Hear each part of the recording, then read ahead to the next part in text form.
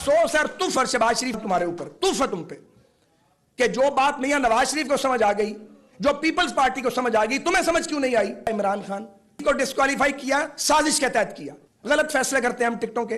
क्या मैं आपको समझता था और क्या आप निकले हैं? कितना ताल्लुक था आपके साथ? कितने इमैच्योर आदमी हो तुम, कितने सतही शख्स हो तुम। कितने बदले लेने हमने एक दूसरे के साथ? बदला तो पाकिस्तान के साथ ले रहे हैं, क्योंकि जब महात्मा बनाना आता है तो महात्मा तोड़ना भी आता है। महात्मा टूटेगा क्योंकि वो महात्मा नहीं था। लेकिन अब अस्सलाम वालेकुम नाज़रीन इकराम, पहले आप ये वीडियो देखिए फिर इस पर डिटेल में बात करते हैं। अपने अंदर जमहूरी अमल जो है उसको जिंदा और तबिंदा नहीं रखा जैसा रहना चाहिए। इख्तलाफ होता है, हम बड़ी बड़ी सख्त बात करते हैं अपनी जमातों में, सुना भी जाता है, लेकिन जो मायार चाहिए वो मायार नहीं है। फिर नजरिया जरूरत वाले जजीज हैं, वो 4 जाते हैं 2 और आ जाते हैं, उनसे भी जान नहीं छूटती है। ऐसे ऐसे फैसले आते हैं कि इंसान सर पकड़ के बैठ जाता है। ऐसे ऐसे फैसले आते हैं जो मुल्क को अरबों डॉलर का टीका लग जाता है, उन्हें कोई नहीं पूछता। वो पवित्र है, उन्हें पूछा ही नहीं जा सकता, तौहीन लग जाएगी आपके ऊपर। अब तो वो वक्त आ गया कि लोग चाहते हैं कि उन पर तौहीन लगाई जाए, क्योंकि मुल्क की तौहीन तो ना की जाए, आइन और जमहूरियत की तौहीन तो ना की जाए। कोई अपने रिश्तेदारी की बुनियाद पर फैसले देता है, कोई अपने चैम्बर की बुनियाद पर फैसले देता है, कोई अपनी जरूरत के ताबे फैसले देता है। ये कोई तरीका है? इस तरह चलते हैं मुल्क? 22 करोड़ का ये मुल्क है, न्यूक्लियर पावर है, तमाशा बनाया हुआ हमने। एक दूसरे से बदले पे बदला, बदले पे बदला। कितने बदले लेने हमने एक दूसरे के साथ? बदला तो पाकिस्तान के साथ ले रहे हैं। अंदाजा है कि इस वक्त मुल्क कहां खड़ा है? बिल्कुल दिवालियापन के किनारे पे छोड़ के नारे लगाया करता था, और खोखले नारे थे सारे, और लाने वालों को भी पता था ये खोखला आदमी है। तो लाने वालों से नहीं पूछा जाएगा कि क्यों लेके आए थे इसको, उनको भी तो पूछा जाएगा जिन्होंने फैसले दिए अदालतों में बैठ के। पाकिस्तान किधर जाएगा? ये फैसला हमने करना कि आपने करना था? हमने करना था। जो लोगों के अंदर रहते हैं, फैसले कोई और कर रहा था। कभी आरटीएस के जरिए नताइज बदले गए, हल्के तोड़े गए, हमारी क्यादतों को हमें चोर बना के पेश किया गया। हम अपने घर छोड़ आए पार, हम हाजिर होके आए, सब कुछ छोड़ आए। अच्छे खासे खाते पीते लोग थे हम में से बहुत सारे, यहां आके हाथों पांवों से काम करना पड़ा। हम गद्दार हो सकते हैं जिन्होंने ये मुल्क बनाया है? तो फैसला तो हमने करना था कि पाकिस्तान किधर जाएगा। फैसला कोई और करता रहा यहां पे। ये कबूल नहीं है, बिल्कुल भी ये नाकाबिले कबूल है।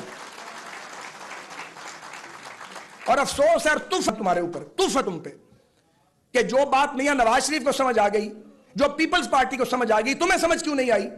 चलो तुमने एक बार वारदात कर ली, एक बार तो सबों ने वारदात की, तुम फिर वारदात करना चाहते हो? तुम फिर आवाजें दे रहे हो कि मुझे लाओ और तख्त पे बिठा दो। कितने इमैच्योर आदमी हो तुम, कितने सतही शख्स हो तुम, कितना अफसोस है। क्या मैं आपको समझता था और क्या आप निकले हैं? कितना ताल्लुक था आपके साथ? क्या किया आपने?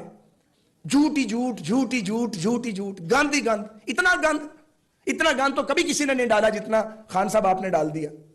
और शर्म अभी भी नहीं आया, बड़कबाजों का काम ही नहीं है ये। तो मैं आज के दिन ये कहना चाहता हूं कि अगर जान छुड़ानी है इस अजाब से, जो अजाब बार बार आ जाता है पाकिस्तान पे, कभी किसी शक्ल में कभी किसी शक्ल में, तो फिर सियासी जमातें मेहरबानी करके रहम करें, अपने अंदर इलेक्शन करवाएं, इलेक्शनों के जरिए क़यादत के फैसले करें। एक लीडर जो है, कोई एक लीडर जिसके पीछे लोग चलते हैं, वो कैसे अकले कुल हो सकता है? मुझे बताएं, कैसे अकले कुल हो सकता है? गलत फैसले करते हैं हम टिकटों के। कोई निजाम ही नहीं है सियासत में, नीचे से रिकमेंडेशन ही नहीं आती है। वो वैसे ही एमपी एमएलए आ जाते हैं, वो आके टमक टोइयां मारते हैं, मुश्किल टाइम पे साथ खड़े नहीं होते। कितनी बार ये तजर्बा करना है? अब बस हो गई है यार। जवान जहान थे, टीनेजर थे जब आए थे, मैं 60 साल क्रॉस कर गया हूं, अभी भी नहीं बोलना तो कब बोलना? कब्र में जाके बोलेंगे, बोलना पड़ेगा। तो अदम एतमाद हुआ, मैं ओन करता हूं, मैं इसमें पूरी तरह शामिल था। अयाज सादिक साहब शामिल थे, राना सनाउल्लाह खान साहब थे, हम तीनों लगे हुए थे अपने काम पे। लेकिन जब कैबिनेट बन रही थी, मैंने शहबाज साहब की मिन्नत की, मैंने कहा मुझे वजीर ना बनाए, पूछ लें आप शहबाज साहब से।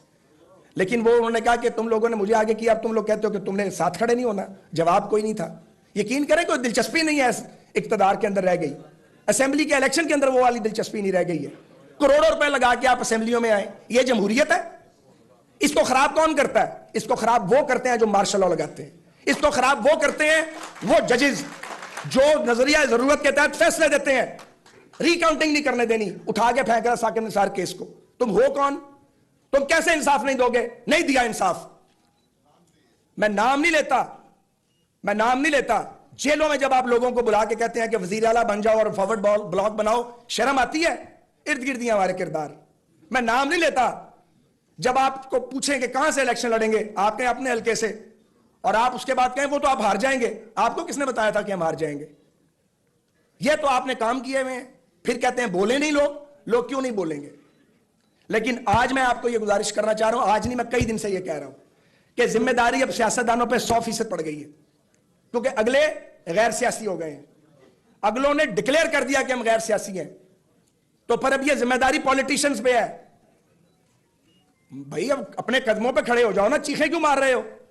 ہم بھی تو جیلوں میں جاتے ہیں، ہنستے ہنستے جاتے ہیں، ہنستے ہنستے آ جاتے ہیں، اللہ نہ کرے آپ جیل میں جائیں، پر اگر جانا پڑے تو حوصلہ کرو۔ عمران خان کو ڈسکوالیفائی کیا سازش کے تحت کیا کیا تھا؟ کیا گناہ تھا عمران خان کا کہ وہ جدید پاکستان بنا رہا تھا؟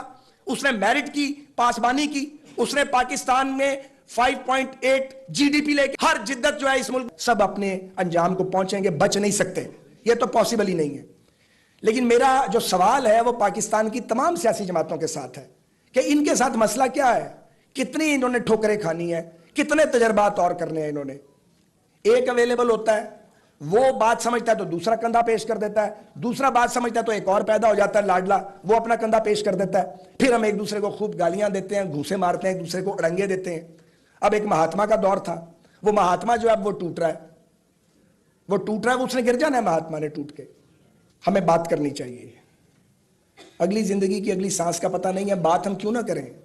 ہم آزاد لوگ ہیں، ٹھیک ہے پاکستان کاغذوں میں آزاد ہوا، پوری طرح آزاد نہیں ہو سکا، لوگوں کو آزادی مل نہیں سکی، لوگ مختلف قسم کی زنجیروں میں جکڑے ہوئے ہیں، وہ زنجیریں ٹوٹ رہی ہیں، پھر دوبارہ پہنا دی جاتی ہیں، لیکن اس میں دیکھنا یہ ہوگا کہ اس سے جان کیسے چھڑانی ہے سارے مشکل سے۔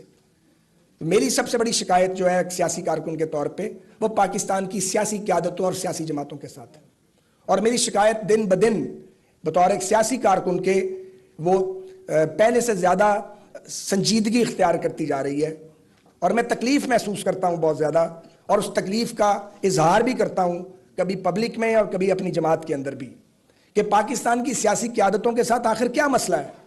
یہ کیوں اپنی جماعتوں کو منظم نہیں کرتے؟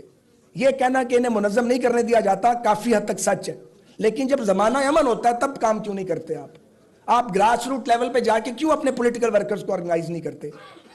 کیوں اسٹریٹ پاور آپ گین کرنے کی کوشش نہیں کرتے؟ اور جب پھر لڑائی ہوتی ہے تو چند سو لوگ ہوتے ہیں وہ مرنے کے لیے اور جیلیں کاٹنے کے لیے چند درجن رہ جاتے ہیں، باقی ووٹ ملتے ہیں ہمیں کروڑوں کی شکل میں، اور جب جدوجہد کا وقت آتا ہے تو چند سو لوگ۔ یہ معاملہ کیا ہے؟ یہ ہم ہر الزام ناظرین کرام، آپ نے ویڈیو دیکھی خواجہ سعد رفیق کی انتہائی اہم گفتگو رانا ثناء اللہ اور جاوید لطیف کے بعد ایک اور بم گرا دیا، یقین مانیے گا، مسلم لیگ نون پر۔ ایک تو عمران خان کے بارے میں کہا کہ عمران خان کی جب حکومت تھی تو پاکستان کی جی ڈی پی کس لیول تک تھی اور آج کہاں پہ کھڑی ہے۔